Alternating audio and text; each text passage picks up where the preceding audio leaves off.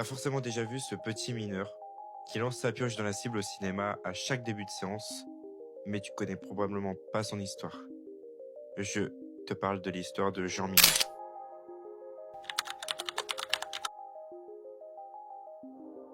Tout commence en 1920 avec un homme qui est presque inconnu, qui veut révolutionner la publicité. Jean Mineur. À l'époque, le cinéma explose, mais personne n'a encore vraiment compris comment utiliser l'écran pour vendre.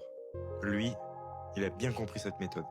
Il crée une idée simple mais brillante. Une petite animation, un personnage reconnaissable et surtout un numéro facile à retenir, Balzac 0001.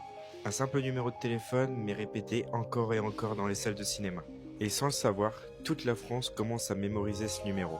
Le petit personnage apparaît, un petit bonhomme, une pioche, un rocher et un slogan que tout le monde peut comprendre. Mais derrière cette simplicité, il y a une méthode bien stratégique. Jean Mineur ne veut pas juste vendre une publicité. Il transforme le cinéma en un outil de marketing. Et ça marche. Très vite, chaque début de film, son nom apparaît.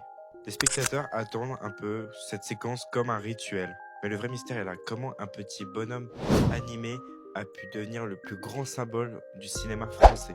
Parce que Jean Mineur n'a pas seulement créé une pub, il a créé une mémoire collective, un souvenir entier, un souvenir partagé par des générations entières sans même s'en rendre compte. Et si le vrai génie de Jean Mineur n'était pas seulement de faire de la publicité, et de faire en sorte que tu te souviennes toute ta vie de cette animation. Le cinéma, c'est pas que des films, c'est aussi une culture entière.